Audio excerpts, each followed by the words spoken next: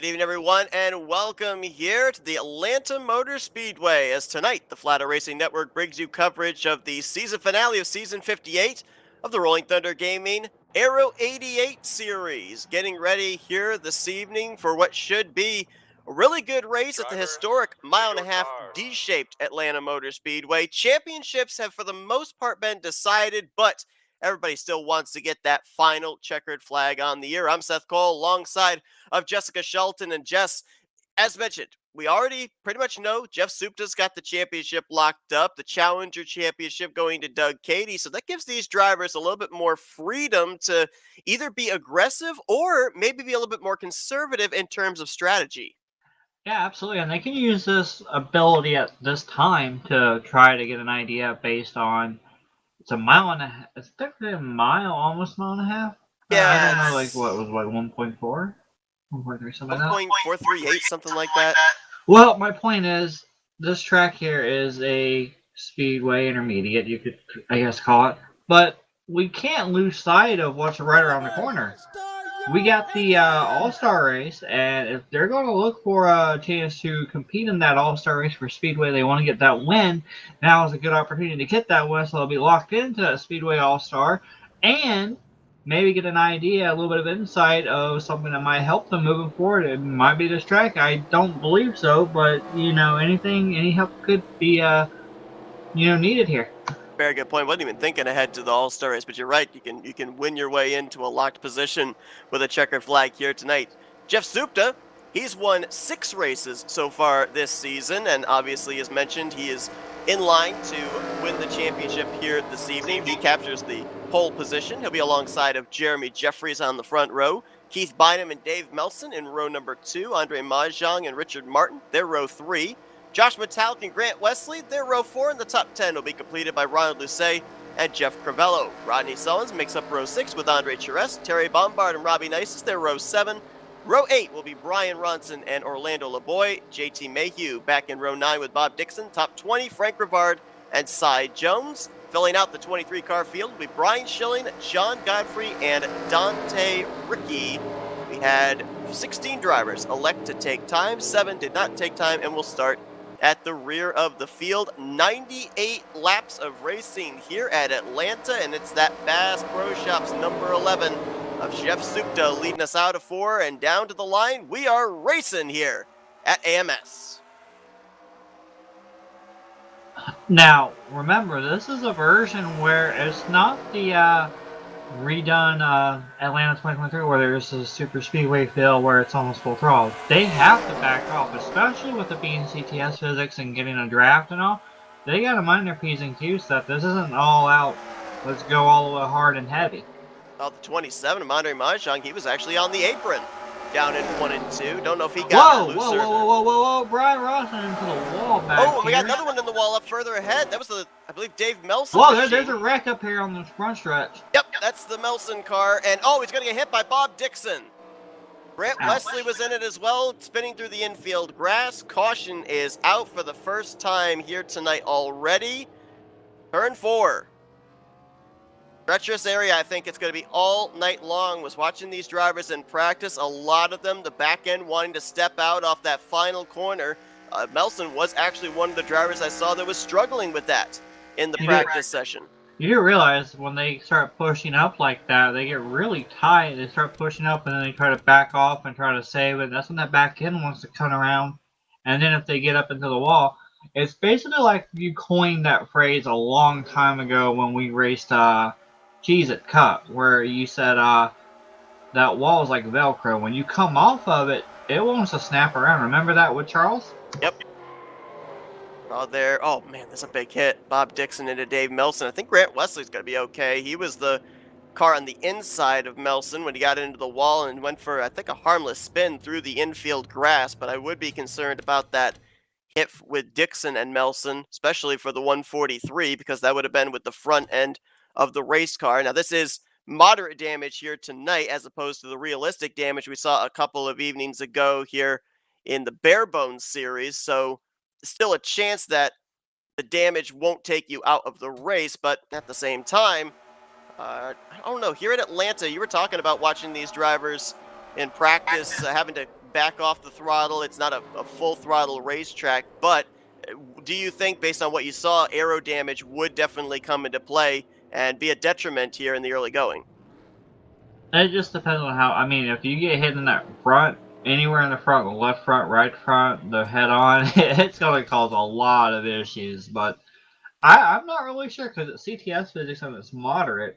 I don't know how bad of an issue it would be if you barely get a little bit on the side on the machine. I mean, the back end, if you don't have that wing, it can cause issues. We saw that on Monday night, remember, in the Barebone series. I don't remember who had their spoiler off, but someone had their spoiler off and they went around. That was Richard Martin, if I recall correctly. There's the hit you see for Bob Dixon, just nowhere to go on that STP number 143. I'm not entirely up to speed on what the manufacturers were back in the day here for these Aero 88 Okay. cars. So with the original Aero 88 and mod and all, you had Buick, Chevrolet, Ford.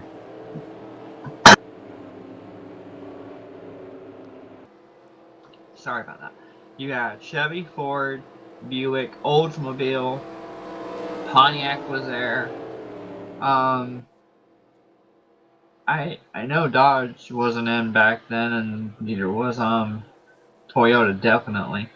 But I think that's all it was Chevy, Ford, Pontiac, Oldsmobile, and Buick except at that point. But I think some of these guys have their own manufacturer, or they might have imported in as well. And I do want to point out, because it's been catching my eye this whole time because it's been bothering me. Rodney Sullivan's driving a really nice, slick scheme here. It looks like it's the 25th Silver Goodwrench Select one with the Winston for Earnhardt Sr. drove. And then there's a Woody the Woodpecker, I believe, car somewhere here. Metallic driving the Oscar Mayer car. And honestly, I cannot stop looking at that root beer machine of the 338 back here. Or the 388, one of the two. Yeah.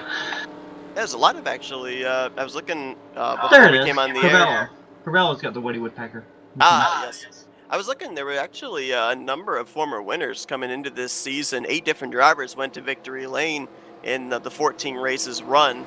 We mentioned already with Supta having 6 of those victories, but Kyle Lawson was a 2-time winner. Ronald Lucet, Brian Schilling, Grant Wesley, Jeremy Jeffries, Josh Metallic, and the aforementioned JT Mayhew all found victory lane here this season. So a nice mixed bag of drivers that all found victory lane. And a big reason for that was apparently they followed a very simple formula. For 5 races, it was speedway, a short track, a road course, short track, speedway, and they did that in the first 5 races, second 5 races, and here in the final 5 races. So a little bit of something for everybody in terms of your type of specialty. Yeah, everyone already had like their favorites coming in one way or the other, and I'm sure a lot of people would want a super speedway. That way they have at least a chance, because we all know that certain people don't like road courses or intermediates, but a super speedway gives just about anyone a chance. But I wanted to bring up something that was on my mind earlier too.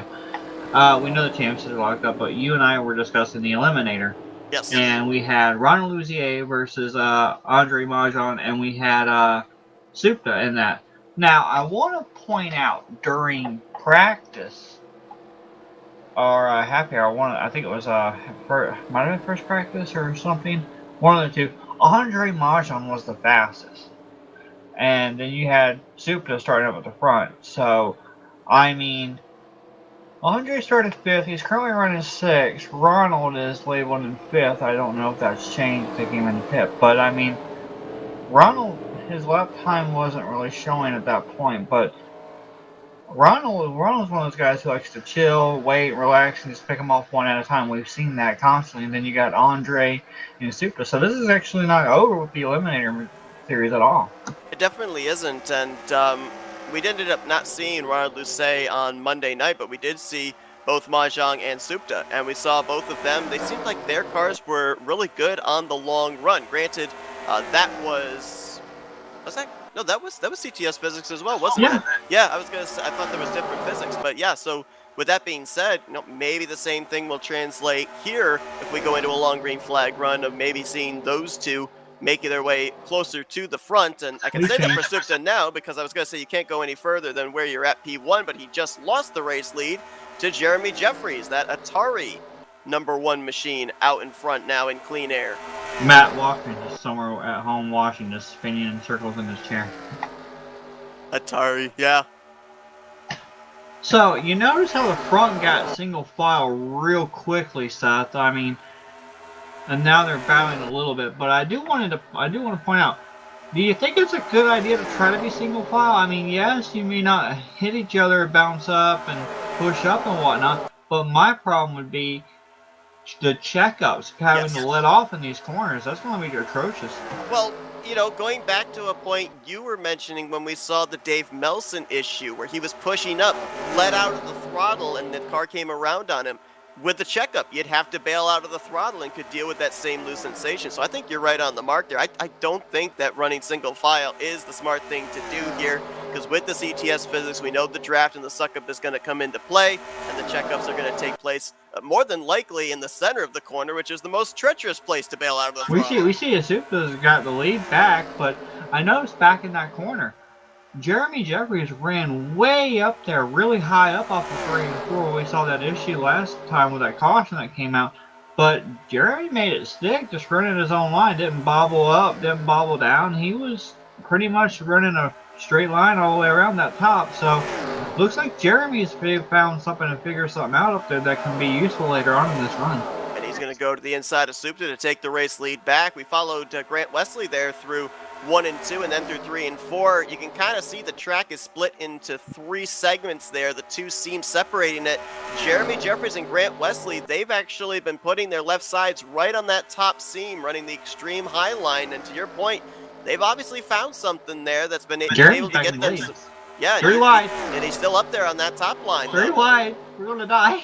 Keith Bynum on that inside with Supta. Jeffries, I think, may have just barely bumped the wall there off of turn 4. That checks up Supta, and man, that was close between the 63 and the 11 going into turn 1. Keith wants 2 for the price of 1. He's looking for the top spot. Oh yeah, there's no championship on the line. Why not try to stick your nose in there and see what can work, right? I mean, this is basically right now an all for all. This is, hey, you're not in the All-Star race.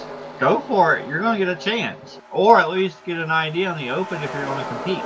Yeah, nothing to lose for a number of these drivers. So Supta, of course, already has the championship locked up, but he's got to be a little bit careful here because, of course, he, Mahjong, and Lucet, they're battling for that Eliminator Series, which started out at the beginning of the year with 29 drivers, progressively every 3 races. There was eliminations that eventually whittled down to 10, and then to 6, and then to our final 3.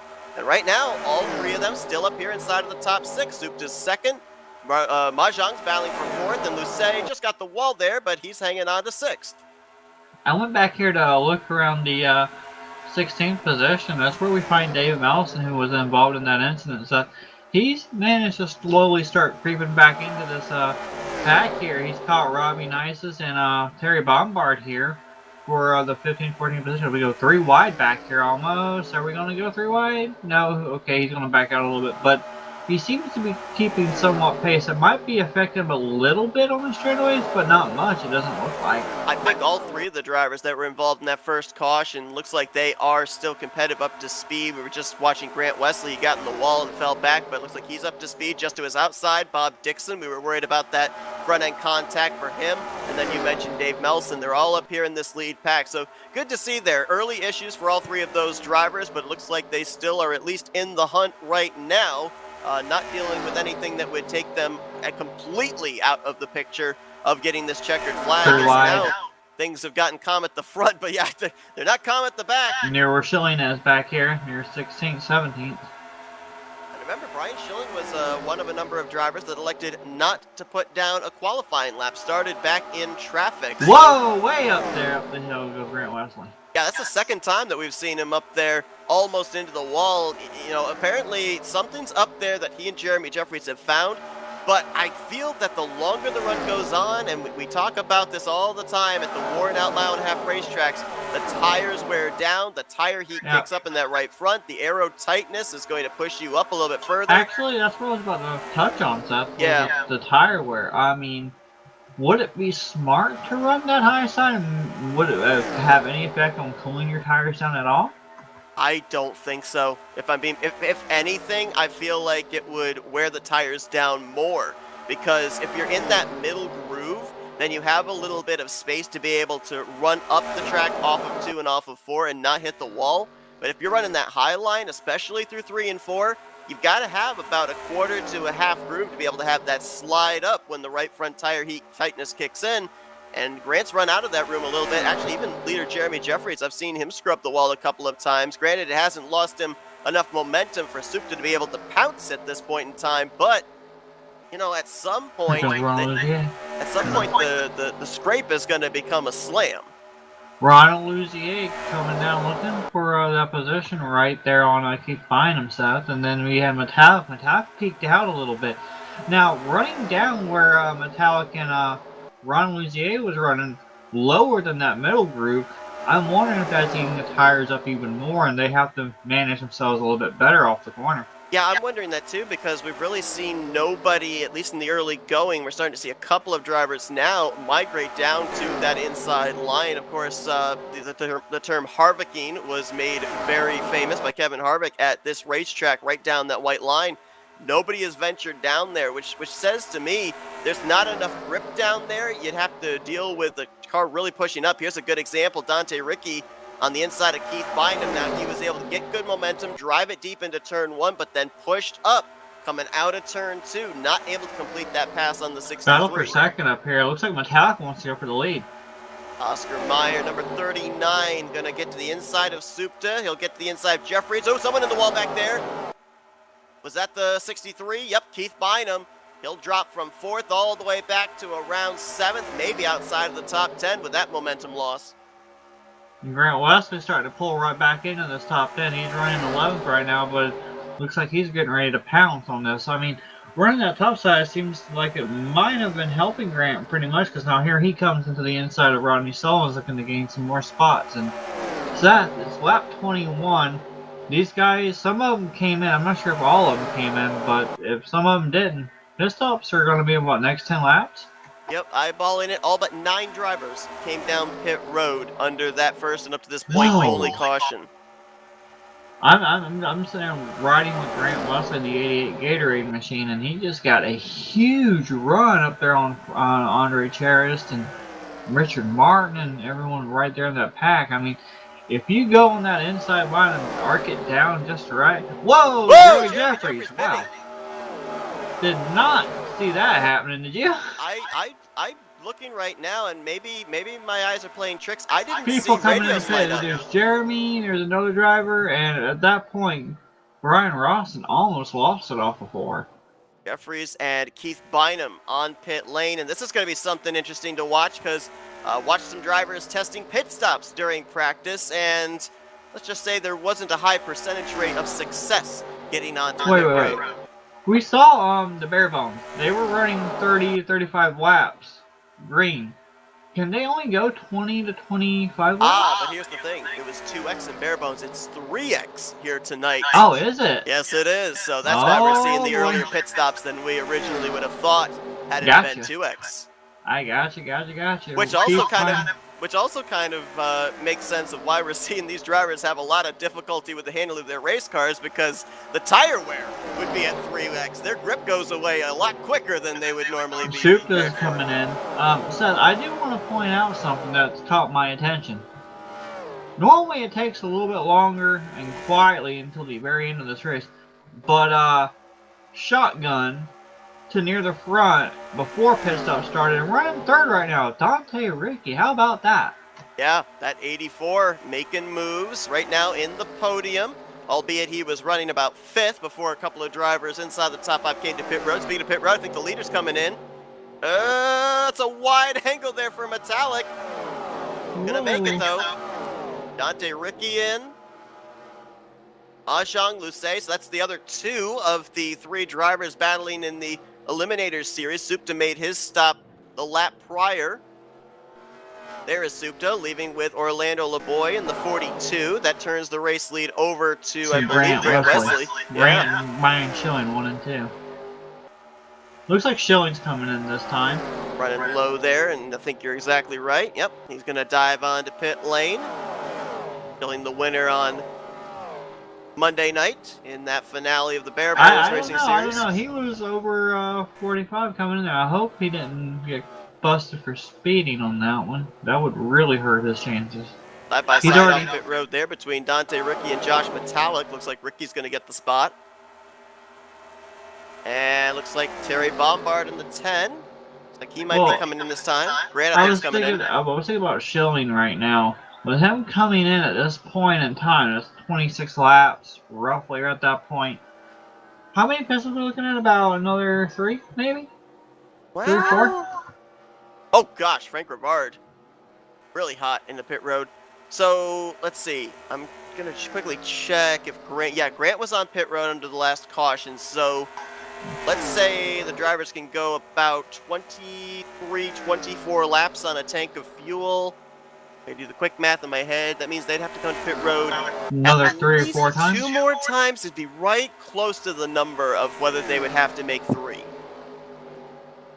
course, as well, though, if the field gets spread out, then the fuel number is going to actually be less and less, I'm wondering toward the end of this race if they're rather going to get an idea, if we're faster on, we need to check and see about tire, if they're faster on the tire compared to what they were running, because someone might try to short pit, get tires, and come back out. Good point. Very good point. Oh, we got a spinner. Grant Wesley's going around right in front of traffic coming onto the racetrack. Yeah, I thought I saw him get sideways, but I didn't think anything about it. I thought he'd save it in a heartbeat because it's Grant Wesley. And there's a little warp going on with the 10 machine of Terry Bombard, and with this type of track, he's got to be extremely careful with people around you, because this isn't a big old play track where it's wide enough to go all over the place, is it, Seth? Not at all. You saw JT Mayhew. He led a lap coming off of pit road along with Jeff Crivello, so that will turn the race lead over this next time by to the pole sitter in the number 11 of Jeff Supta, Jeremy Jeffries, Keith Bynum, Dante Ricky, and Josh Metallic should cycle around as your top 5. And right now they're in a little posse of their own here. You got to go quite a ways back before you'd get to the 6th place driver, which I think would be the 4 of Brian Schilling. And then a little bit further back is Ronald Lucia in the 62 machine. And this is why I think that based off of what I was saying about the possibility of the field getting spread out, I think we would be leaning more towards your thought process of 3 pit stops to the conclusion rather than 2, because if you're in a smaller pack or if you're in no pack at all like Schilling is, you're going to be using up a lot more fuel during the course of this run. And we all know people 2nd, 3rd, 4th on back behind someone else. If they're able to stick with them pretty decently, you know they're going to be half throttling and clutching, because you can actually do that at this track. So the drivers right now, the speeds are high enough to where you can get a moment to clutch for like maybe a second and then get slowly back up. But if they're going to start clutching, they got to be careful, because you know, on the exit of these corners and on the entry, if they clutch, that back end will want to kick out like Rodney Sullivan. He didn't clutch, but he got mad loose on that bottom. Well, we saw it Monday night, didn't we? Andrew Miller was running 3rd, threw in the clutch in the center of the corner. Granted, that was at Kansas, a little less banking to be able to work with than you get here in the corners at Atlanta, which has the 24 degrees of banking. But to your point, though, you throw in that clutch, the back end might try to want to step around on you, and we've seen drivers that have had that issue. Woo! Now, was that Dante getting loose, or was that him moving low in reaction to the 63? I think he was coming up really fast on the 63 machine and didn't realize how fast he was coming up and said, I got to go down, because when you got that speed, you got to carry it somewhere, and he'd rather not carry it in the back of the 63 machine. Got pinched down there a little by Jeremy Jeffries, so he has to back out of the throttle. Definitely looks like that inside line. You have to have a really good run, maybe even have to prepare for a slide job to be able to make a pass down there. The top line is where everybody wants to be. And how about Brian Schilling? He was able to reel in these top 5. I guess that battling side by side, maybe that little bit of checkup there with the 63 and the 84 allowed him to now make this a 6-car pack. I honestly thought maybe Brian Schilling was going to be in no man's land and fall back to that 2nd pack. Middle 3 and 4 just a moment ago. I was strolling through the field. I got on top of Crivello's machine, and he was clutching. Right there, clutch. Ooh. Goes down to 163, gas in it. Back up to 65 on the straightaway. Let's see where he's going to go here. He's going to go up to about... Oh, he's going half throttle, too. He's backing off. He went to 71, 72, then he backed off from 75 back to 71. Now he's really going slow. He's like half throttling a little bit, Seth, and clutching it a little bit here and there. On board with the 56. Take a listen to what just described there with that half throttling. He's back in this pack with Bob Dixon and Grant Wesley. You can see him half throttling, running the shorter way around the racetrack there too, right down on that white line. So let's see if he's going to clutch again, because he stopped clutching. He's been half throttling it now. Really in a car right now. That is, I believe, Grant.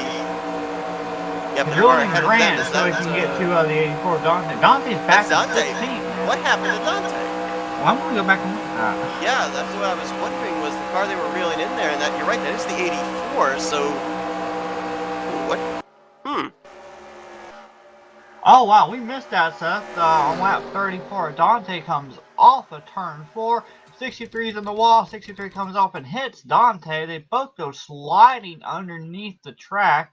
The 63 came back up on the track, but I guess no caution came out. Dante went all the way to the end of the Legends oval and then came back out off of pit road like that. So, tough break for the 84 machine and 63. See it right there, what just was describing. Fortunate the fact that Keith Bynum was able to get the thing going with oncoming traffic, but at the same time, Dante Ricky probably would have hoped that the 63 was still spinning, since he was up on the racing surface. That would have brought out a caution and saved them. Now Dante goes from 6th all the way back to the 18th spot because of this. And it goes back to what you were saying earlier when we were talking about how you push up off the corner. And you mentioned that you believe and you think the trouble spot's going to be right there off of 4, and we saw that right there. And I think the big reason is, too, we mentioned about the high degrees of banking here, 24 degrees. You almost head onto a nearly flat straightaway. I think there's 3 or 4 degrees in the D-shaped front stretch. And the car unloads. It almost can liken it to the tri-oval at Talladega. You've got the high banking, and then you get to that lower banking area through the tri-oval, and that's where the car is at its most loosest. It's the same deal here, with the back end of the car unloading from the high banking to the flatter surface. I think that's why we're seeing so many drivers have the difficulty, especially off of turn 4, more than turn 2. Turn 2, it's more of a gradual transition from that banking to the flat back stretch. And you notice this whole field is pretty much spread out pretty evenly. Now, Godfrey's back in 12th, running down Rodney Sullins, but there's a big gap from 11th place Rodney Sullins up to 10th JT Mayhew, who's battling right now with Andre Majan, Demar. Dave Melson's made himself back up to 7th. In front of him is Terry Bombard and Ron Lucia. Then there's a huge gap. They're coming off of 4. They're actually hitting the line right now with Luzier. And the field, the top 4, is right now in the middle of turn 1. There's the 63 of Lucet, who right now would be 62. 62. Yep, he would be. Oh, what did I call him? 63. That's Keith Bynum. Oh yeah, I was looking at the 63 a moment ago. That's why I had that number in mind. Because Keith Bynum actually just came to pit road. So he is now a lap down along with Cy Jones. I think the 63 might be coming down this time. Yes, he is. Schilling just got the lead, and here comes Supta. They can't figure out who wants the lead. Schilling on that top line. Maybe Supta's backing off on purpose. Maybe realizing, hey, I led a good portion of this run. I want to be able to come to pit road with some friends. I got to get myself to their fuel number. No, this is common courtesy. This is from Monday night. It's like, here, you go. Yeah, I got my championship. Here, you go. Well, I mean, we saw it last on Monday night too, right? A couple of drivers saying, yeah, we were really close on the numbers. We couldn't afford to be out in front, and that might be something going on here. A little cat and mouse between the 4 and the 39 and the 11. You got Jeremy Jeffries now, was able to reel in the top 3. He had lost touch with them. It was about 3-4 car lengths back. Well, Ronald just came into pit road, so so did Andre Marchand. What? So did the 27 of Andre Marchand. Yeah. So they're kind of throwing down the gauntlet you were talking about in terms of maybe if the lap times are slower. You know what I was saying? 3 to 4 pit stops. That's what I was kind of wondering here. And I was going to touch on with the field spread out like it is, if we do not get a caution, I have no idea. The undercut and the long term, I mean, you undercut it when the leaders pit and they come back out, you're going to lose a little bit of time. You might think you're gaining a little bit, but then after pit stop, oh, you've lost again. And then the long term, the longer you stay out, yeah, you can bank for a caution, but your tires are going to be worn out, slapped completely if you don't even get that caution. Jeremy Jeffries pitting from 4th, and you know what's interesting? I was just looking through our top 4, and consistently, for all 4 of them, their fastest lap, compared to the lap they had just turned, it was a second difference. You would think it'd be a little bit more fall off than that. I'm actually a little surprised it's only a second slower, the old tires, as opposed to the fresh tires. We got a spinner. That was Robbie Nices in the 54. No caution yet. Then the infield grass is going to bring it back back on track. Look out! Nobody hit him? We're good. Everybody's good. No caution. No caution. We are good. At this point, Seth, there are 16 drivers on the lap, and get this, even though he's way in the back here, 18 seconds back, Dante Rickey's still in the lead lap with Grant Wesley. Yeah, Dante went for that spin in the infield grass. Grant had the spin off of pit road after the last cycle of green flag pit stops. Both would love to see a caution, though, because that would help bunch them back up to the tail end of the field. That would even them back out, be able to come into pit road, get some fresh rubber, and go. How about Dave Melson? We saw him, first caution of the night, into the wall, spinning down through the infield grass, and he's going to get himself a lap led in 038. Ronald just hit the wall a little bit right in front of Andre and then bounced off. I mean, oh, Seth, at this point in time in the race, I don't know what I would want to do. Whether I want to go hard early and see what I can gain, knowing how bad it's going to be later, or whether I'm just going to save it later but not really pick up too much. I mean, it's like a hit and miss. You said this is 3X, so I mean, it's definitely a tire wear game right now.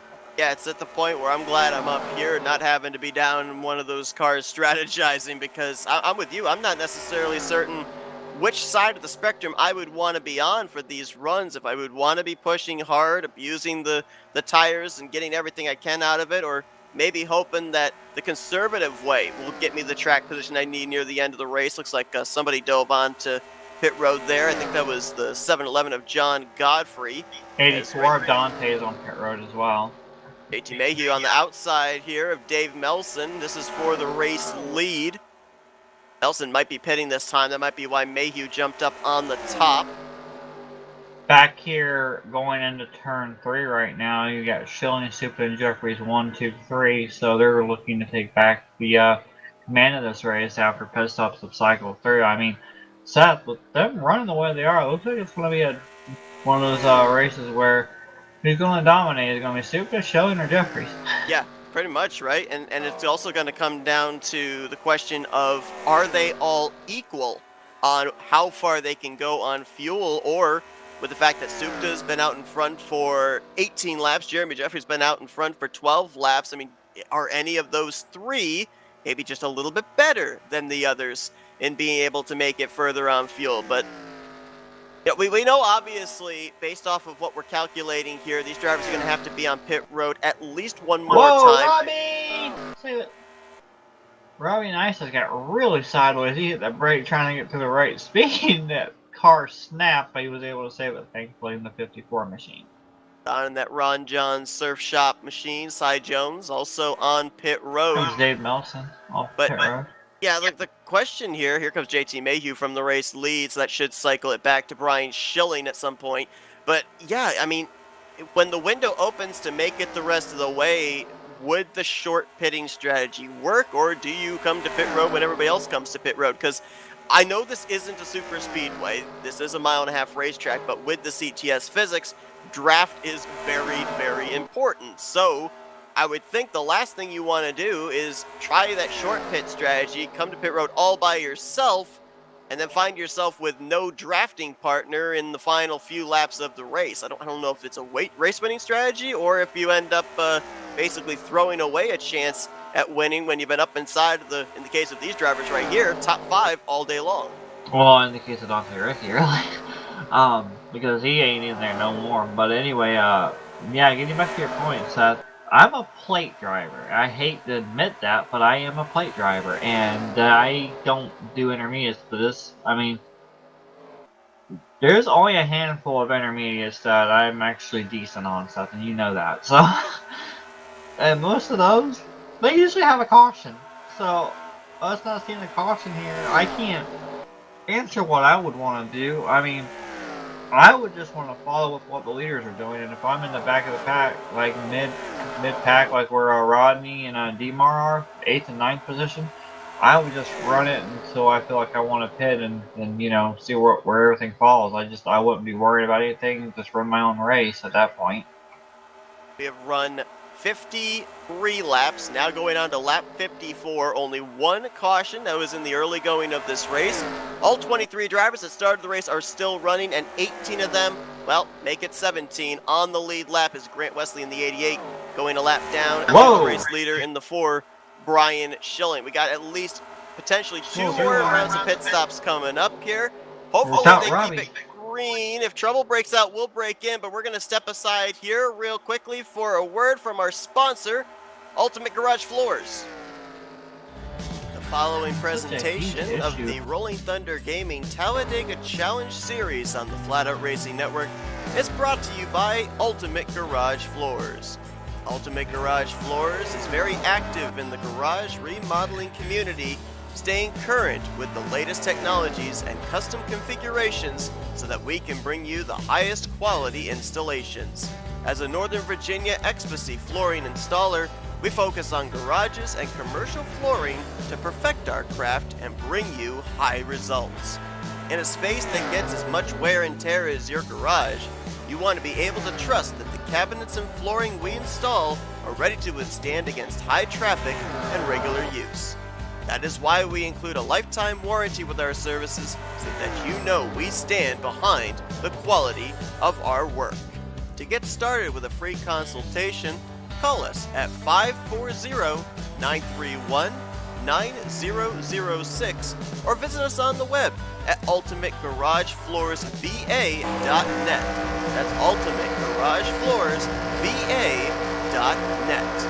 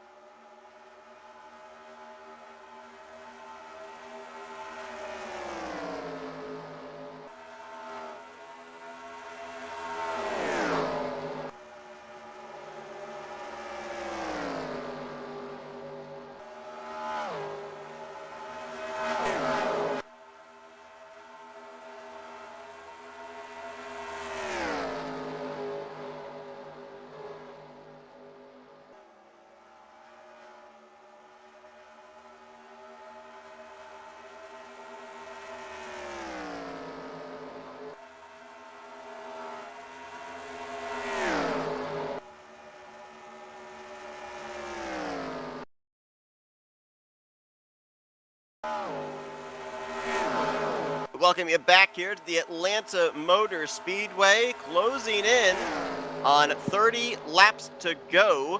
Brian Schilling showing the way here in the season finale of season 58 of the RTG Aero 88 series. This is the middle of our trifecta of broadcast this week for the finales on the RTG side. We ended up seeing earlier on this week the Barebone series crown their champion. And now we are getting set to crown a champion here tonight in Jeff Supta, who continues to run up there inside of the top 3. And then we're going to be here again tomorrow night, as it's the second race of that final round for the Talladega Challenge Series. Whoa! That was yeah, I was noticing that too. I almost thought that maybe Metallica and Supta were going to get each other.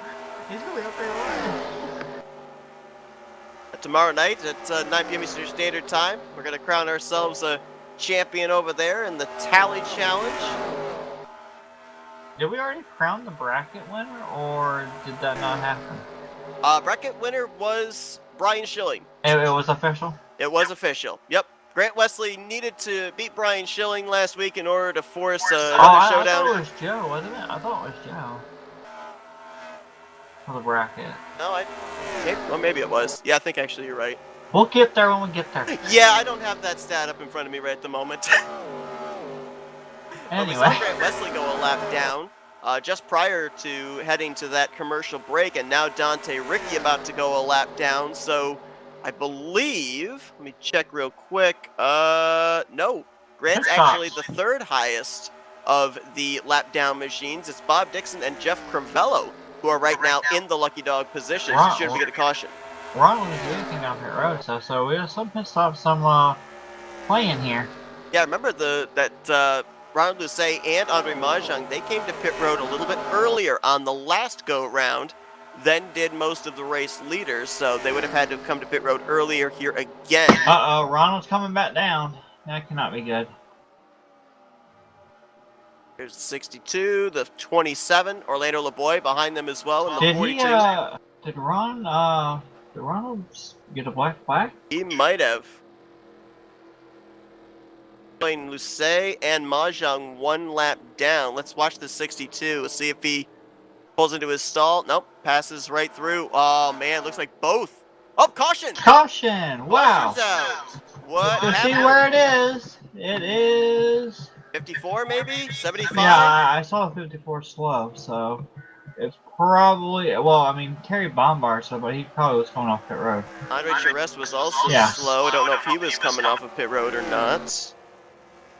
Well, that saved Dante Ricky. He was right ahead of Brian Schilling when that caution came out, so he'll stay on the lap. If he wins, we are going to have a field day of an interview where we're not even going to interview him. He's just going to give the interview himself. Here's the thing, too. This caution coming out when it did. Now, we know that most drivers were already probably planning on coming to pit road, but still would have had to have made one stop even if this caution didn't come out, right? After this pit stop? It says, according to Jeremy up here in the chat, he says Crivello and Dixon are going to be the lucky dogs. That will put 13 cars back on the lead lap. Trying to find the 75 on my running list here. There he is. See if he was involved or if it was 54 or maybe the both of them. I'm gonna go to the 54. It was definitely on the back straightaway. That much I know. Up 75. Looks like he got a little help from the 84 maybe. Off of turn 2. Oh yeah, Dante just gets a little tight there on the inside. Loops the 75 of Andre Charest around. Everybody else does a great job avoiding. That was the leaders that went through that. The 11, the 4, the 1, all drivers up battling for the top position had to snake their way through that vicinity. Watch this again. 35 goes around. There you see. There's the 4 of Brian Schilling. There's the 39 of Metallic right behind this. Schilling goes low. Metallic goes low. There's Jeffries. There is Supta. That was your top 4 right there, getting a close-up view of the spinning 75.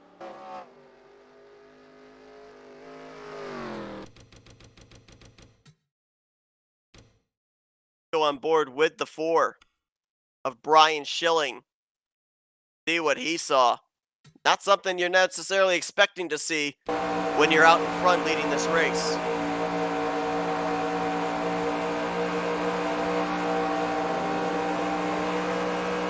Boy, that second bit of contact there between the 84 and the 75 sent the 75 careening up the racetrack rather than down, which is the direction that Charest was heading. That second bit of contact doesn't take place. Brian Schilling might have very well been caught up. I do want to point out that even though Dante was able to stay on the lead lap in the caution came out. I don't know if he claimed it or not, but if, hypothetically, if Dante would have claimed that caution, he would still be on the lead lap, but he would be at the tail end of everything. So he would still have a little bit of a fight battle to get up there again. And we've seen how passing works tonight. Yes, been very difficult for some drivers to be able to make their way up through the field, especially with the utilization of that inside line. It's like Andre Charest, he has retired from the race, so we went almost 65 laps into this race without a retiree, but Charest will be the first. He will be 23rd in tonight's final finishing results, and as of right now, we came into tonight with the championship already locked up with Supta, the Challenger Championship already locked up with Doug Cady. I know that it's still a ways to go, but we saw the 62 and the 27 both have to come down pit road for speeding penalties. They are going to, it looks like, take the wave around here and get one of those laps back. They're still going to be -1 to the race leaders. They are scored right now in 21st and 22nd. So while it is possible, it is somewhat unlikely that those two will be able to get back into the hunt to win the Eliminators Series. Jeff Supta might be a two-time champion here in regards to the Aero 88 Series tonight. And if he isn't, it's your fault because you jinxed him. I jinxed him. The commentator's curse. It's always your fault because Shelly's not here. Anyway, so we're going to go back to green on what, lap 70? Yes. Trying to get these drivers 20. So I'm expecting one more pit. So if one more pit's what I'm expecting here. Yeah, that's what, so 29 laps to go. The question I would ask is, would they pit early when the fuel window becomes open, or will they run it dry and hope for that caution? That's, you know, I think it has to be you run it as long as you can and hope for that caution for two reasons. Number one, if you pit early, a caution comes out, you're trapped a lap down. Very unlikely, we've already talked about how difficult it is to pass, very unlikely you're going to get back up into whatever position you were in when you came down pit road. The second reason is, and while this might be a real gamble, you know, there might be drivers that will elect to come down pit road and maybe only take on half a can of fuel and maybe 2 tires. The less amount of time you spend on pit road for that final pit stop could be the deciding factor. So it's Atlanta, it's a tire shredder racetrack, so I'm not necessarily on board with only taking 2 tires, but there may be drivers here tonight that are willing to take that gamble because we mentioned it at the top of the evening. All these drivers, for the most part, they're coming into this race with no risks. They're coming in with aggression high. They want to get that final checker flag of the season. They're willing to do whatever it takes, maybe unorthodox strategy, to be able to do it. 21 way low down there. Kind of on the apron, a little bit slow off the pace, probably due to damage system. I'm watching Terry. Terry just went right by Grant Leslie on the inside, picked up 2 or 3 spots. You remarked earlier on that that number 38 of Rodney Sullivan's, the Black Rifle Coffee Chrome car, throwing it back to Dale Sr., and he's up here inside of the top 5 now. 5th place, trying to hunt down Jeremy Jeffries. Ronald Luzier is on a mission along with Andre. They're trying, they're weaving in and out. They just went 3 wide to get a spot. Now they went right by Cy Jones. They're coming, Seth. It looks like they're not going to sit there and try to conserve. It looks like they're going flat out now. Cars they're looking for right now would be Keith Bynum and I believe Brian Ronson, because those are the cars, if they get around them, they would be the first 2 cars 1 lap down. Should we get a yellow, they would be back on the lead lap. I believe they've gotten around Brian Ronson. They're still trying to get up there to the 63 of Keith Bynum. So Lucet is currently in a lucky dog position. Andre Mahjong is the first driver out. I'm watching these guys back here in the back, Seth. Doesn't seem like they're conserving at all. They're going all out at the moment. Jeremy Jeffries trying to get that inside line working. Side by side with Supta. It looks like everybody's up on that top line, freight training around the high side. Dave Melson's down the bottom, Richard Martin down the bottom, trying to make something happen in that lower groove, but it just looks like that middle line has been the preferred line all night long.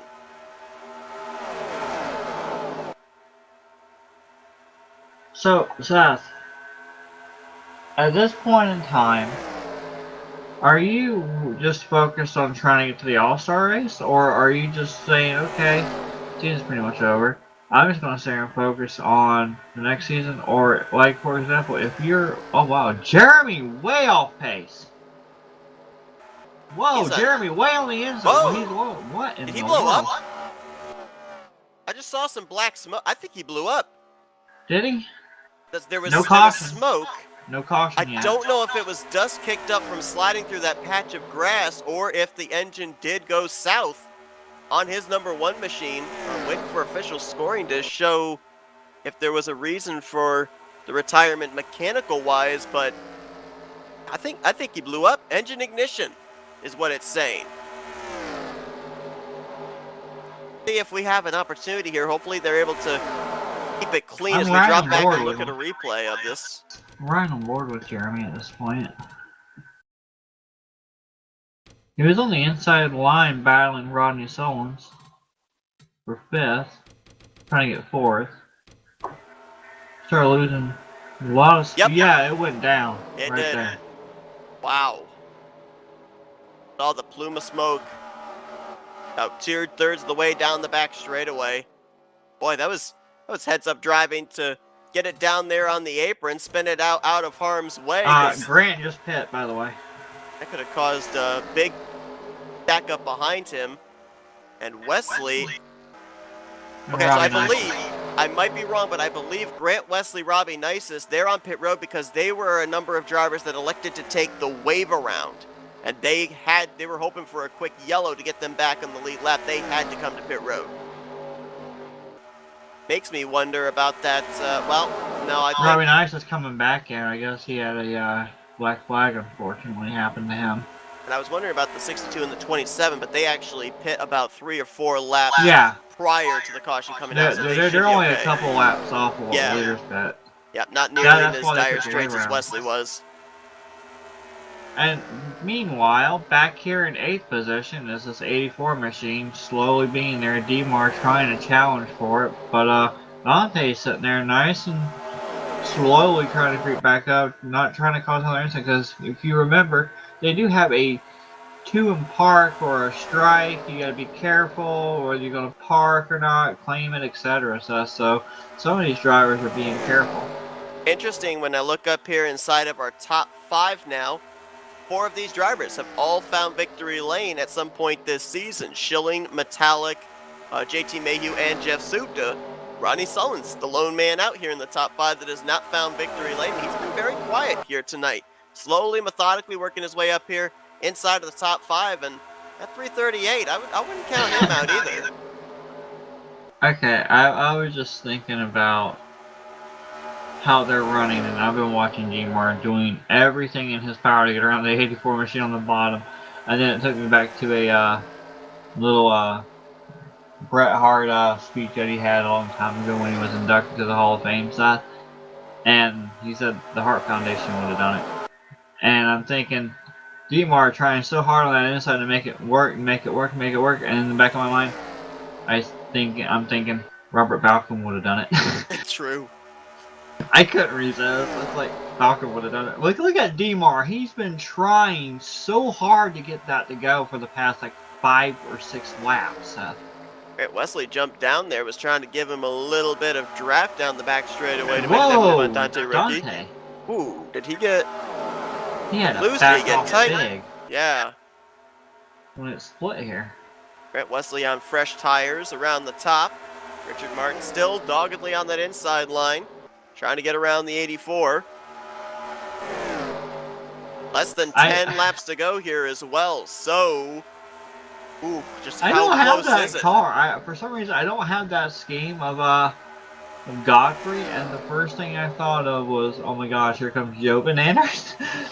Same for me. The default skin, apparently, for the cars that show up as generic is the Amoco sponsored, and I thought the same exact thing. Yeah, we unfortunately do not on the broadcast side either have the scheme of that 7-Eleven machine. Finally, DMAR. Come on, Did he make that pass? Did he make it work? Dante, I don't know if Dante's gonna try to cross over here. No, okay. Seth, for 8th place, I believe. Meanwhile, they're going single file up here. I'm wondering. They have to pit, but we just don't know when. I'm just wondering who's going to flinch first. Is it going to be behind Schilling to come in, and then Schilling's going to be out there by himself, or what? And Side Jones, well, really high up there, had to come back down toward the apron here and come back on track. And with how close all of them are running right now, you've got about the top 6 or 7 throw a blanket over them. There's going to be that little extra incentive to force the issue on pit road entry. And we've seen a number of drivers here this evening get black flags, as that was sketchy off of turn 4. Trying to get around the 7 of Cy Jones. They were almost 3 wide and nearly Cy beating doors just there. hit the wall a little bit on that. JT Mayhew, he's way up the racetrack there. Like he's going to be okay, not going to hit the wall. Ooh, almost came down across the nose of Dave Melson, though, in the 038. Hey, I got a question for you. Whoa, Dave Grant. Anyway, question I have is, earlier on in the week, on Monday, remember where we saw the glitch that happened? Yes. Remember that? Yep. Is that a possibility here? I mean, is this a safer barrier jut out area too? Don't think so. I think this is such. Well, hold on. Yeah, there is actually a possibility. Ronald on pit road. Backstretch wall does not have a safer barrier. It then starts going into turn 3. So that would be an area where maybe something like that could happen. The straightaway, or not straightaway, oh, we got spinner! Frank Rivard! He gets Wesley and Melson. Caution's out. Oh, Dante! Oh, Dante hit him! Oh my gosh. Caution's out. Dante tried so hard to get by that and just went really low to avoid it, and then the machine of Dave Melson came right back and Dante's still going, but that was a hard hit. And at that point, Seth, Ronald Luzier had just made a pit stop. He had indeed, yeah, as at, I believe, the 143 of Bob Dixon. So I don't know if that kills any chance at this point for him. Terry Bombard is being shown with a black flag. I don't know if he was just on pit road and that speeding, might have also been that also might have been avoiding the that's what I was too. wondering. That's what I was curious about, the possibility of maybe using pit road to avoid the wreck, because it was out of turn 4. We'll check on that as leaders are in. This is going to be an interesting replay here. This is going to be officially, for at least the race leaders, their final pit stop of the day. They should be able to make it the rest of the way from here on out. About nearly 10 laps to go. So to the question here, I only caught the tail end of it. Was Frank Rivard pitting and snapped loose, or was it just a 3-wide situation? Oh, I got a little help maybe. Let's see. Grant Wesley right behind him, and oh yeah. I don't know if the 35 was pitting or not, but Grant was all up his gearbox. All the way from turn 3 into the exit of turn 4. Dave Melson nowhere to go. Frank gets his car turned back around. Ooh, Brian Ronson came flying in there in the 21 Citgo car. Watch this again. We'll focus this time on the 038 of Dave Melson. And Grant was getting Frank really, really loose. But again, I don't know if the 35 had indicated he was going to be pitting or not. Looked like he was slowing. And oh man, there's the hit for Dante Ricky into the back of 38 of Dave Melson. And he had a really good rebound coming back too. He was running up in the top 10, battling, and then bam. I mean, Seth, anything and everything can happen.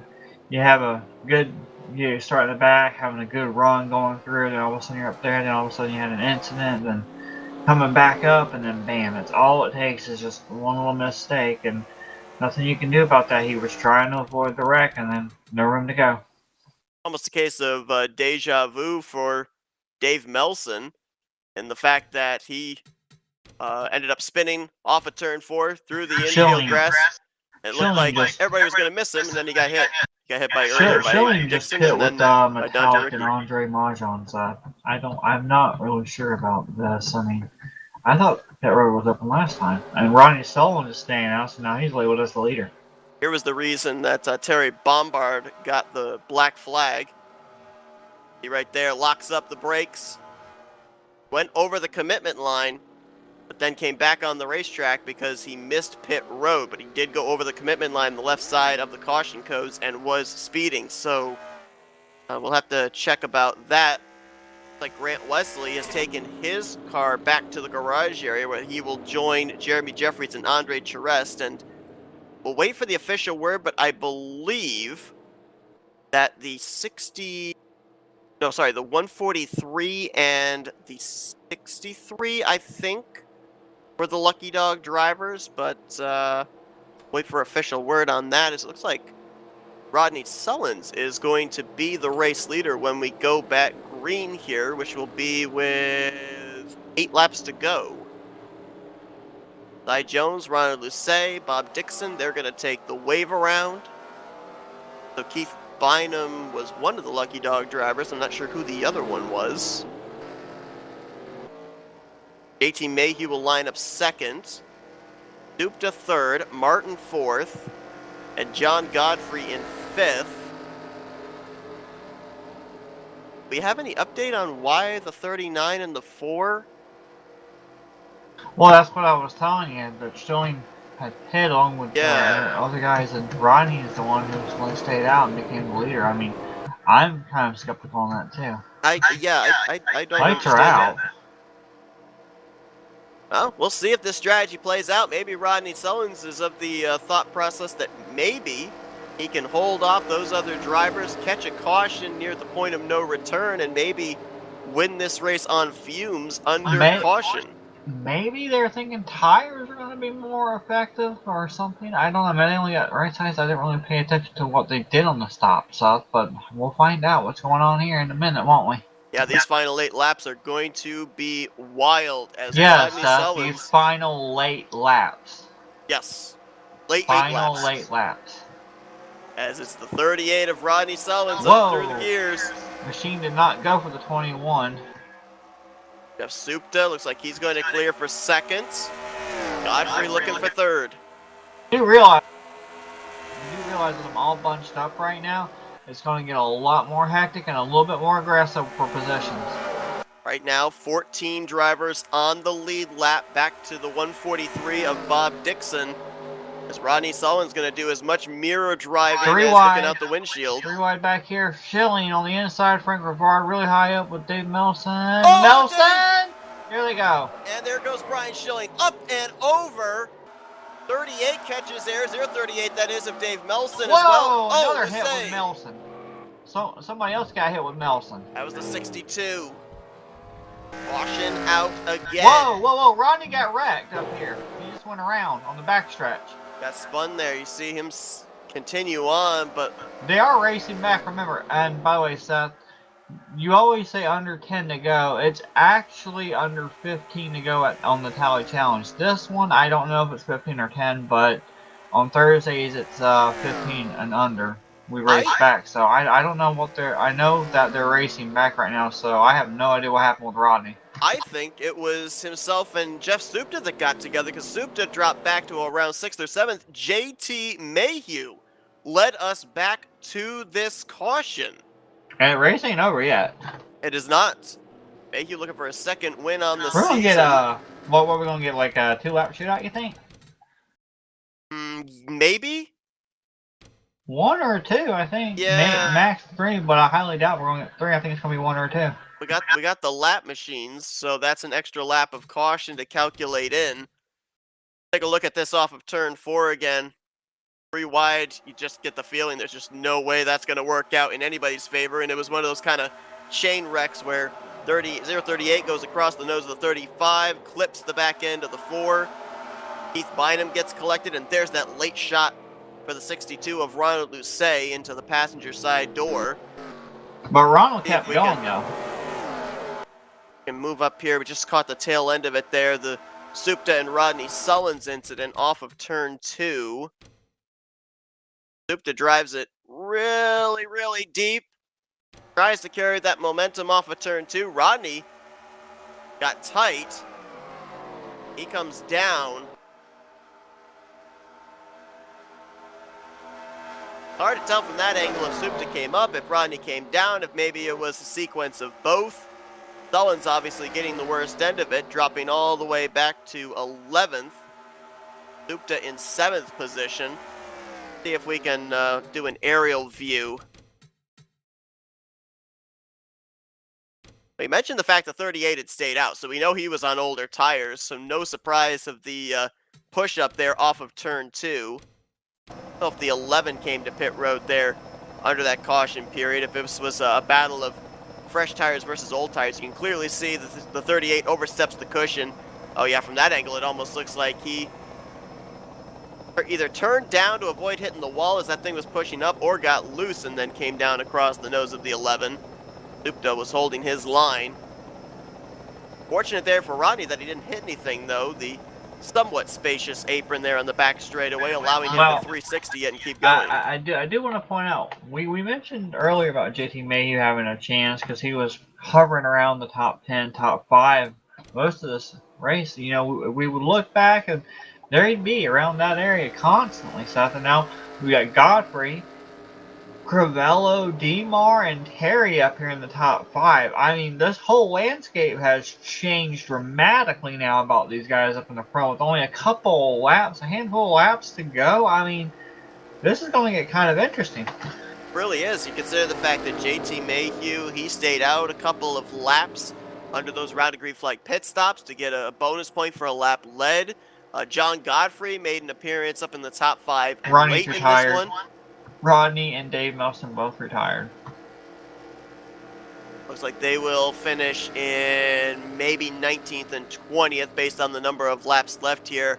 One thing that I didn't consider, but then I saw the 38 coming down pit road was, yeah, it was a harmless spin, but at 3 times wear, you have any kind of a spin here that's on the racing surface, your tires are gone. Yeah.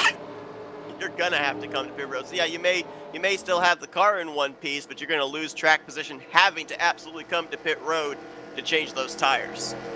And after already being kind of aggravated or kind of bummed out, do you really want to get in a bad mood at the end of this? Trying to work your way through traffic right now? I would think not. Yeah. 42-27, LeBoy and Mahjong, they were the lucky dog drivers, so they will move up to We're going 13th green and 14th. next time by on starting lap 97, so we're going to get 2 So it's laps. 2 to go. 338 takes the top side here. Interesting. We've seen most drivers in that middle line during the course of this race, so JT Mayhew, I guess, wanting to make sure he is going to be in that middle lane when they get into turn 1. We'll see if this is the right call. John Godfrey lines up second, then Crivello, Martin, and Terry Bombard after having that black flag. I don't know. I haven't really paid attention to it, Seth. Has that inside line got a good run on these restarts? We've only had like 3 main restarts. It has. It has actually. 1 and 2 on the initial restarts actually does help drivers be able to get the lead. As a matter of fact, on the last restart, it was on the top side of that. I think it was Mayhew was on the top side of Rodney Sullins. By the time they got to turn 1, Sullins was in the lead, and Jeff Supta, who had restarted 3rd, had been able to clear for 2nd place. Oh, this is going to get good, Seth. We'll see. This is going to get really good. We'll give you the disclaimer. We will stay with the front. If a caution comes out before we end up finishing this race, we'll go back post-race and look at the replays, but we will stay at the front to see who's going to come around and get the checkers or the caution. You stay up front, I'll be in the back. Green flag in the air, white flag next time by. Great jump there for the 338 of JT Mayhew, looking for his 2nd win on the season. John Godfrey looking for his 1st. About 2.5 car lengths here out of turn 2 onto the back straightaway. So far, so good back here, Seth. Got a little bit of race side by side, but they're good. 43 of Richard Martin got squeezed up into the wall there between Jeff Crivello and Terry Bombard. As still the gap increases, 3 car lengths. Mayhew over Godfrey. Loose off of turn really 4. high up there. Crivello hangs on to it. They're stacked up. 4th place. There's the white flag. White flag in the air for JT Mayhew. Still the gap, about 2.5 car lengths back to Godfrey, who runs the low line here, trying to close up that distance. Is he going to have a shot here in 3 and 4? About a car length and a half now, trying to utilize the draft. Right on that white line, but JT Mayhew has the gap. JT Mayhew multi-time winner here this season. He'll take the season finale at Atlanta Motor Speedway. And the only wreck they had is the one you just saw after they crossed the line. So good job, guys, for keeping it together. Bombard. Oh, there goes Supta up and over. Jeff Supta. He's flipping for joy. He is. That's the pre-championship burnout there for driver 11. He can't really do a Carl Edwards, so that's the best flip he can do.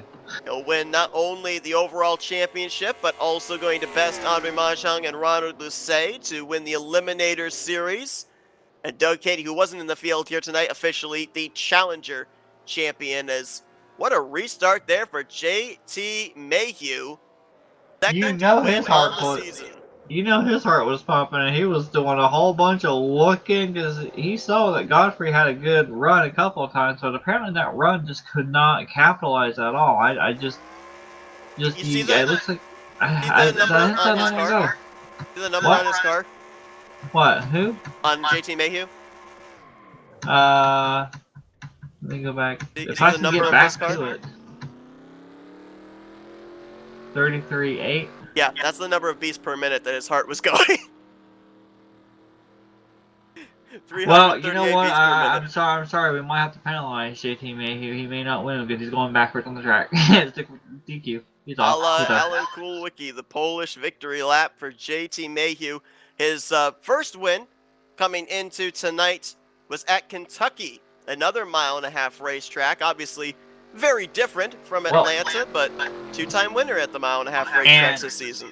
And because he won Kentucky, he had already locked himself into the All-Star race. So, I mean, this is just a feel-good moment for him, not only winning tonight, but being able to have that boost of confidence moving forward when you're going into the All-Star race, too. And especially at the end of a season, going to a new season stuff, you got to be feeling pretty good.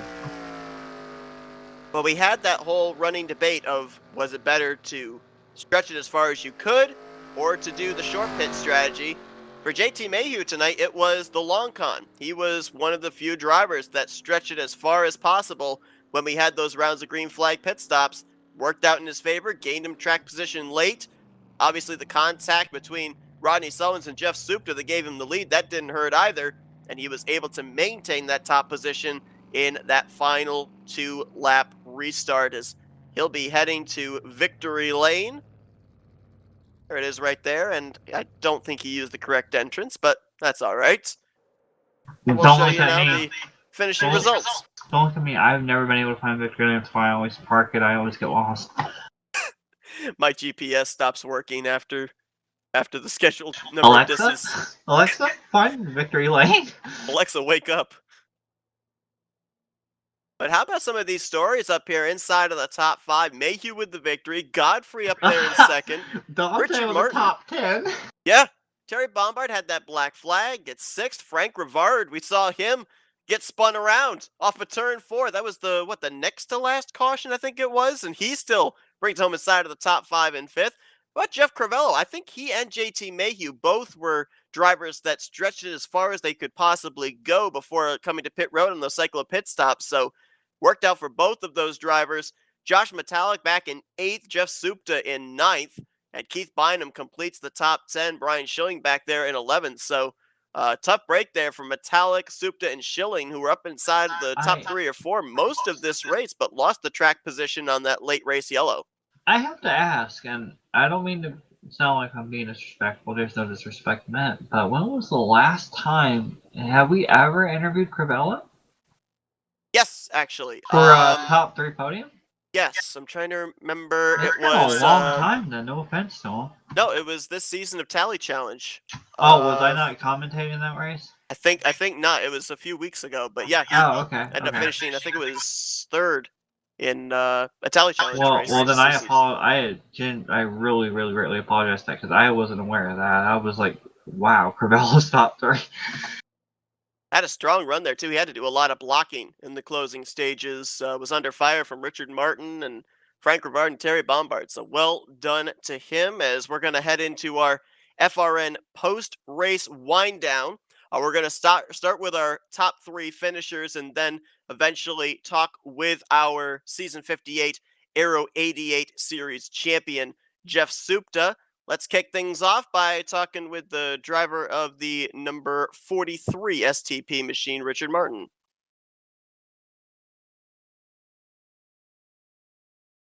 Hey, Richard, Justin Seth up here in the FRM booth. You got us? Oh, we saw the mic light up. Didn't hear anything. Let's Sure see. do. Ah, there we go. We got you.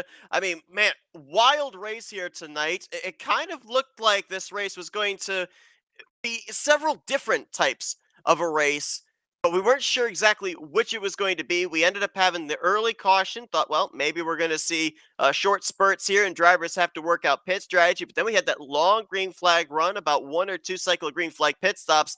Then the caution comes out late and it's the late race restarts. But you were able to survive it here tonight. Looked like you guys were slipping and sliding around out there tonight, though. Had to definitely work for this one. This is definitely a driver's track the way it's set up. I really enjoyed it. It was a lot of fun. I caused that earlier caution, so I didn't really know how hard to push it at the end. But yeah, I apologize to Dave. I just got a little high and got into him and hated it for him, but it worked out at the end. Got a nice top three out of it. Now, of course, the historic version of Atlanta, the worn out surface, but it looked like a lot of drivers were running that middle line here tonight. Just pointed out that, especially in the latter third of this race, you were one of those drivers that was very committed to that inside line, trying to make passes down there, harvicking, if you will. What was it about that inside line that made it a little bit more difficult for drivers to be able to make passes here tonight? I thought the inside line was really good when I started. I just tried to be up there on top for, a few laps to see if I could hang up there. I did a lot of highlining in practice. And I thought there was some grip up there, but then I realized there was also some grip on the bottom. So I guess most of the time I kind of stayed at the bottom. I made some few passes down there. So that final run to the checkers, a handful of drivers up there, including yourself, that were looking for your first win on the season. I mean, what was there that you need a little bit more to be able to be in that conversation? Did you need the track position be up on that front row? Did you maybe need to have fresher tires? Because we know a number of you drivers elected to stay out on that final run, those final couple of caution periods. I mean, what was the factor that would have maybe been able to put this 43 in victory lane? Well, I had fresh tires, but that restart with 2 laps to go was really quite hairy, to be honest with you. I was slipping and sliding. I didn't quite know if I was even going to get around Jeff Crivello, but I managed to. He must have got loose on the bottom, maybe. I don't know, but I got by him. But it sure was a handful. I was pretty positive I wasn't going to get to those other two. Well, Richard, a great run for you here tonight to end out the season. Third place here at the very historic Atlanta Motor Speedway. Congratulations on a job well done. Before we let you go, we're going to give you the opportunity for some thank you sponsors and shout outs. Yes, thank you, Flatcaster, and thank you, Seth. Thank you to Jeremy for admitting this league. Appreciate it. Thank you to all the other admins. Thank you, Jessica. I forgot to mention her name. It was a great night, fun race, and I enjoyed it and had a nice finish. Thank you. Podium finish to end out season 58 of the Aero 88 series for Richard Martin. Congratulations once again, and best of luck next season. Enjoy the off season here. Thank you so much, guys. Have a good night. And let's see if we can dial up the driver of the number 711, John Godfrey. John, Justin Seth up here in the FRM booth. You got us? I do, guys. Pulling off the last to first challenge almost here tonight. You rolled off the grid from the 22nd position. You bring it home just one spot shy of picking up this victory. We saw you start to close in there on that final lap. You had about 2.5 car lengths you had to make up. It was about half a car length coming off of turn 4. Did you just need more laps there to be able to get up to the 338?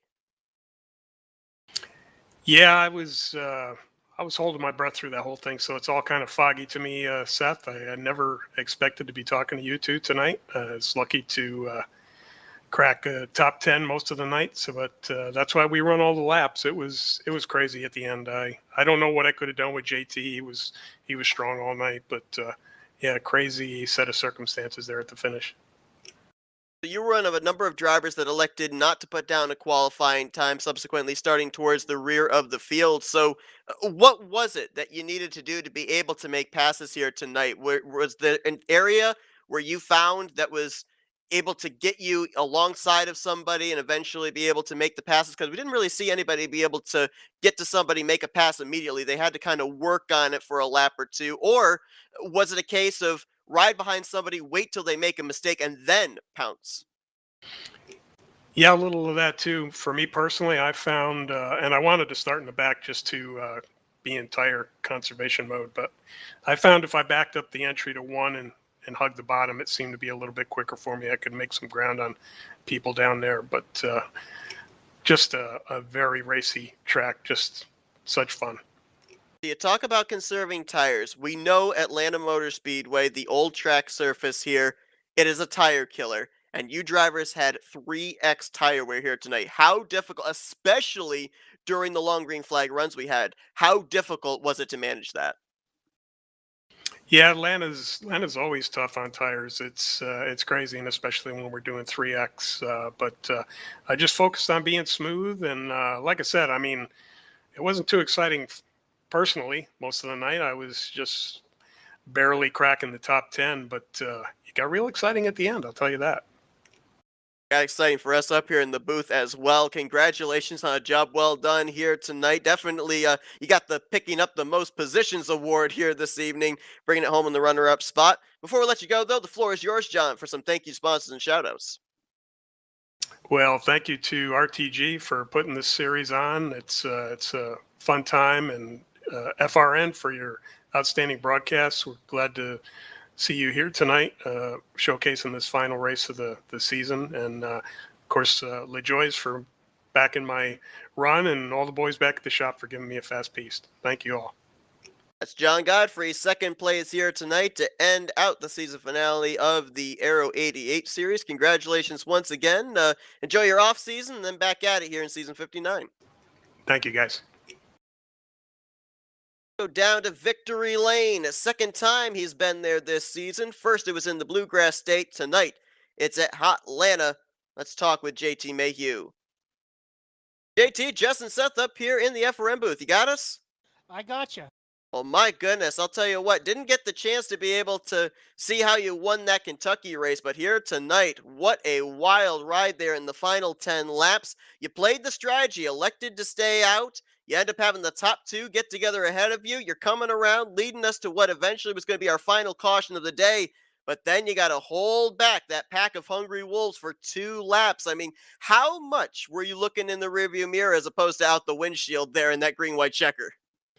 Well, I knew on the second to last restart, I restarted in second and fell back a little bit. But when I was side by side with John in the 7-Eleven, I was able to power past him on the outside in 3 and 4.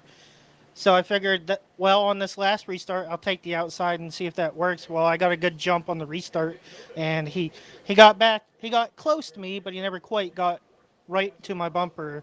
And I figured down the backstretch, I had it in the bag, but then I was a little nervous in 3 and 4 because it closed in the 2/10. You know, there's a couple of things when I think back to your race here tonight. You ended up being one of the drivers that tried to stretch it the furthest possible during those 2 cycles of green flag pit stops. And I recall as well, when you were staying out on one of those portions, you actually made a pass around the outside of Dave Melson for the race lead at that point in time, coming down the front straightaway.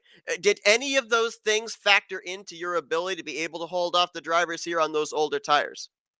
Oh yeah, I feel like this track suits me on worn tires on the outside. I feel like if you try and run the bottom later in the run, you just scrub off too much speed in the center of the corner because it gets tight. So I feel like it opens the wheel up more if you run the high side. Plus, I'm a high side guy, especially at places like here in Michigan BR, as Ryan Schilling can attest to.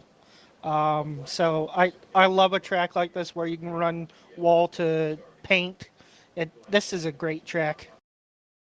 Now, one thing that I also wanted to ask you was, execution on pit road. We ended up seeing during the cycle of green flag pit stops, drivers, they ended up getting black flag. Some of them ended up making the commitment line, but not making pit road. I mean, saw a number of drivers, including yourself, testing that out, practicing it during happy hour. How difficult was it to get onto this pit lane, especially with the fact that as mentioned, you were one of the drivers that stayed out the longest, so your tires would have been a lot more worn than other drivers that had pitted a couple laps prior. It was a little skittish. It's worse getting off pit road because the bottom apron virtually has no grip, so you have to short shift getting off pit road. But getting on the pit road, it's not as bad. I was pretty conservative all night, except for the last, I think, green flag pit stop. I hot pitted and thought I was going to get nabbed for speeding, but I got away with it. I was very surprised. Well, JT, one of only 3 drivers this season that'll close out season 58 as a multi-time winner. Congratulations on the job well done here tonight. I know you want to... Oh. Sorry. Congratulations, JT. Thanks, Jess. Thanks, Seth. I know you obviously want to get back to celebrating, but before you do, we're going to hand the mic over to you and let you do some victory lane. Thank you, sponsors, and shout-outs. Well, just like last week, I wasn't expecting to be back in victory lane and talking to you guys here. I was kind of hoping it might happen tomorrow, but glad to be here. Again, you guys do a great job. Glad to I'll be watching the broadcast back because you guys do such a great job.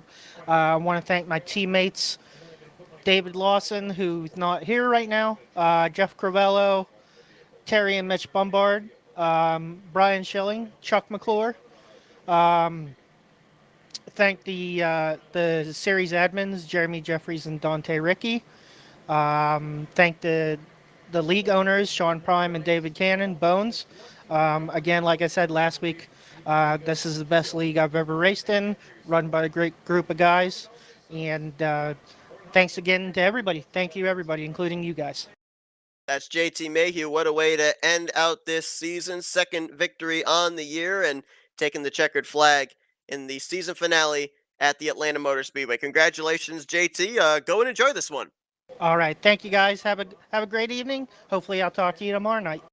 Absolutely. And we've got one more driver that we have to talk to. But yeah, just remind everybody, we're back here again next Thursday, or next Thursday night, tomorrow night, this Thursday night, 9 p.m. Eastern Standard Time. We're bringing you coverage of the season finale for season 58 of the Rolling Thunder Gaming Talladega Challenge. We'll be crowning a champion there. We've crowned a champion tonight. Let's talk with him. Style up. The driver, the number 11, Jeff Supta. Hey, Jeff, it's Jess and Seth up here in the FRM booth. You got us? Yeah, I got you. I'll tell you, obviously not the way I think you wanted to end out the season here tonight at Atlanta, but you lock up the championship. You also end up getting the Eliminators Championship here tonight as well. But let's talk about the race first, because you were up there inside of the top 5, well, the top 3 pretty much the entirety of the evening, out in front for 18 laps. But those late race cautions and the strategy just kind of looked like it put you back in traffic. Yeah, a bit bummed from the way it turned out. Now, we saw you obviously get put back in traffic with that contact between you and the 38 battling for the lead on that next to last yellow. We took a lot of angles from that, helicopter cam and everything. What was the point of view from the cockpit of the number 11 coming off of turn 2? Well, we're racing back to a caution flag. We didn't take the caution, so we were racing. And the way I looked at it, the way I saw from the view is, there's not with that many laps left, blocking is allowed and normal, but he had the wheel turn too much. It ended up making his car slow down a little bit and jerk left. I thought I had plenty of room for him to be on the outside, Well, yeah. I'm sorry about everything that happened tonight, Jeff. I mean, you were up front leading, and then a little bit of a mishap and whatnot here and there. And I'm just curious, when you start on the pole and lead quite a bit, like you did, and then have to work through traffic just to get back to the front. I mean, I'm Seth. I'm sorry I wasn't here earlier. I don't know if you posed this and got answers the same way or not, but I'm curious, Jeff, coming through the field like that, coming back and forth, how hard was it to even pass? I mean, it looked like there was draft. Definitely, there was some suck up on the entry of these corners and the end of the backstretch, but it just seemed like no one could really do anything. And we saw some drivers go up near that wall and make some runs happen, like Grant and Jeremy. So I mean, how did that work for you? Like, is it really that hard to pass at this version? It was the preferred line is the high side, but the low side you can really obviously cut it to shorter distance. And early in the run, maybe the first half of the run, it really rotates pretty good. But after that, I was personally my tires were being used up. I was driving too hard, too aggressive, and Brian and I think it was Josh. Just they were doing a great job when they passed me a few times when I was leading. There's nothing I could do to. I was just able to keep up with them. But yeah, it was extremely hard to pass. Let's focus on the thing that everybody that took the green flag back in January at Michigan, their end goal was to be the champion, and you locked that up here tonight. 6 trips to victory lane, 8 top fives, 12 top tens with your ninth place performance here tonight. Really, really amazing numbers. Obviously, locking up the championship before we even took the green flag here tonight, showing just what a dominant season you have had. Congratulations on that. But, describe the road getting to this point because obviously had to not only focus on this, but also in that Eliminator series that we were talking about as well. So having to kind of focus on different wavelengths here during the course of the season. Yeah, actually, it started rough because I missed the first race, so I had to take a provisional. So I was already starting with a handicap. Uh, but for the most part, I was just trying to get good finishes. Got a few wins, which I was happy about. Just trying to be consistent. Well, consistent indeed. Congratulations on the championship here this season. We rarely get to do this because of the fact that most of the time there's only one season finale in each one of the series, but we're now going to give the opportunity for some championship thank you sponsors and shoutouts.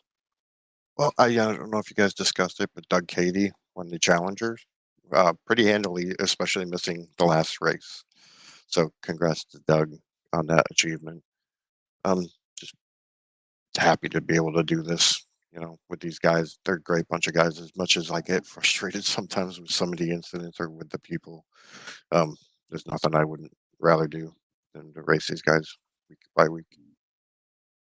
Well, Jeff Supta, he is your season 58 Aero 88 series champion. Congratulations on an incredible season, Jeff, and best of luck next year when you try and defend that title here after the offseason. All right, thanks, guys. Love your broadcasts, by the way. As Jeff Supta celebrates the championship, JT Mayhew celebrates the race victory here tonight. And of course, as well, Doug Cady going to be celebrating during this offseason the championship for the Challenger Series. What are you That's going to talking bring. about off season? They don't get an off season, Seth. The They get a All-Star race couple- is next now. Well, yeah, that's true. But they get a couple of weeks, right? A couple of weeks in couple between these seasons. next week is the All-Star race, and then they have to go. I mean, think about it. You have the Tally Challenge series right around the corner tomorrow, and that comes to a head. I don't know if they're racing the Sunday series still or not. I'm not really sure about that. But then next week you got the All-Star race and another All-Star race, Speedway version and a Super Speedway version. And then I don't know whether they're taking a week off and then kicking off the new season or whether it's the All-Star race then right to the new season. I have no idea, but it's non-stop for these guys. That's true. Yeah, I'm actually not sure. I know that they were in the works of putting together the schedule for the new seasons of the respective series, but I don't know exactly when those are going to be jumping off. But yeah, you already led into it, so I'll just continue with it. Next race that we bring you is, of course, tomorrow night, the Tally Challenge season finale. A whole bunch of new different stuff that the drivers were thrown into this year, with 12 drivers making it into the playoffs. You had the alternation between Talladega and Burnt Screwdrivers Raceway every other week. Burnt Screwdrivers Raceway is where the championship's decided tomorrow night. And then maybe the biggest curveball, the fact that it's 2 races for the final round. Grant Wesley's already fired the first shot. He went to victory lane last week at Talladega, but Joe DeSpirito, Brian Schilling, and Rodney Sullins, they will look to answer back to Grant Wesley's victory tomorrow night. So it should be a good one. Cannot wait for that. But congratulations once again to JT Mayhew on the victory tonight, Jeff Supta on the championship, and Jess, This was a unpredictable race, really. It kind of felt like in the early going, we figured out what type of race we were going to have, and then it throws us a bit of a swerve with the long green flag runs. But that late race caution led to some pretty incredible restarts there, and that final run to the checkered flag. So typical Atlanta fashion, you never know what kind of a race you're going to get. You just have to watch all the laps and be there watching at the end. And I do want to hand it to RTG for picking this version instead of a Super Yes. Speedway version. I mean, I do enjoy the Super Speedway version, but that's just the plate racer in me. But yeah, it's more challenging when you have certain curves thrown into like having to back off and having to figure out where am I going to make the move because we can't really pass. So you've got to think about something else, and you got pit stops and 3x and all these other scenarios that go into your thing. And then that late caution, okay, you got to figure out how you're going to play this game now with certain drivers around you, what you can get out of it. I mean, props to them for picking this version.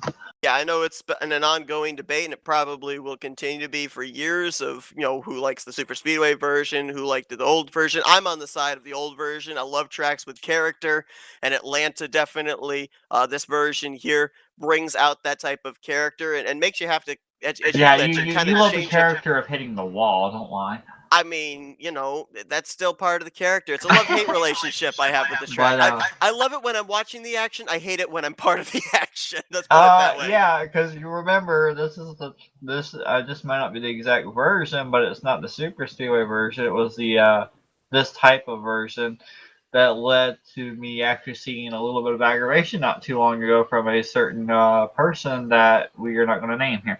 But Yes. anyway, I mean, it's been exciting. I mean, I'm sorry I didn't get to catch the first two, and I came in at the very end of that. I do apologize. I had something I really had to do. I wish I could have been part of that interview part so I could get an idea of what they were thinking. But, I mean, now it's the reset mode. You go out, ready for the All-Star race, try to get some glory. But all in all, there's nothing on the line except for bragging rights. And, it's just for fun. They're going to go out and they're going to enjoy themselves, and then the new season will start, and then it'll be on from there. But that tally challenge tomorrow night, Seth, we got 4 big names sitting there waiting in the wings for this championship, and we've seen a really good season with that already. So it's going to come to a head tomorrow night, and people are going to be a little bit of a tempered possibly, and allies and rivals are going to be thrown in there. Who's going to help you? Who's going to be your friend? Who's going to go for the win on themselves just to get into that all-star spot? Who knows? Yeah, just to whet the appetite, we got one driver that is currently had the most RTG Tally Challenge championships is in that Final Four. We've got another driver that is the defending champion and a multi-time champion in the series. You've got a driver that a couple of seasons ago got his first championship. He's looking for his second championship in 3 seasons. And then you got a driver that's kind of the underdog. He's looking for his first championship of his Tally Challenge career. And So the bracket's already been decided, you yes. said, right? Yes, it has. Yep. So it's going to be wild tomorrow night. It's going to be one of those points. I said this last week where I'm going to be basically throwing up my hands. I might try and attempt to do some calculations, but it's going to be kind of one of those sit back, Well, watch the race, enjoy it, see who gets the checkered flag, and then let the admins do the calculations afterwards before we yeah, announce who so the don't champion jump the is. gun, because we do know there have been quote unquote certain penalties post race, and you never know on that one. Well, the big thing is, too, because one of the Final Four won last week, so you factor that in as well. It makes it a little bit more difficult to do the calculations, not just the one-and-done season finale that we've had in the past. Now, this is it. So you do know with it being BSR, and we've seen a lot more excitement out of BSR as of late than what we have previously. So they're going to be up all. They might start off nice and chill, and then go completely crazy at the end. Who knows? That's part of the excitement and the aggressive racing that we've seen. However, it's always been pretty much clean, as far as I've always been aware of, clean here at this league of RTG Rolling Thunder Gaming. And hey, we're going to be here same time. It's going to be about 8:50, I believe. We're going to go green with that stuff. Yeah, we'll start. The broadcast start about 8:50. Green flag will be scheduled for 9 p.m. Eastern Standard Time. So we might not miss it. We might have a 3-wide quote unquote broadcast team. It might be you, myself, and Matt McIntyre, or I don't think Michael's going to be able to get that night off. So hopefully Matt will join us if he's able to. If not, I'll be more than happy to be here calling the action with you because it's going to be a really exciting finish to that season. Absolutely cannot wait. Thank you, everybody, for tuning into our coverage here tonight for the season finale of the RTG Aero 88 series. And again, be sure to tune in tomorrow night when we bring you coverage of the season finale for the Tally Challenge. But for Jessica Shelton, I am Seth Cole. Enjoy the rest of your Wednesday night, folks. You've been watching another broadcast courtesy of FRN, the Flatout Racing Network. This broadcast is the copyrighted work of Flatout Racing Network and may not be rebroadcast, retranslated, or used in any form without the express written consent of Flatout Racing Network and iRacing.com Motorsports Simulations. Flatout Racing Network would like to thank you for your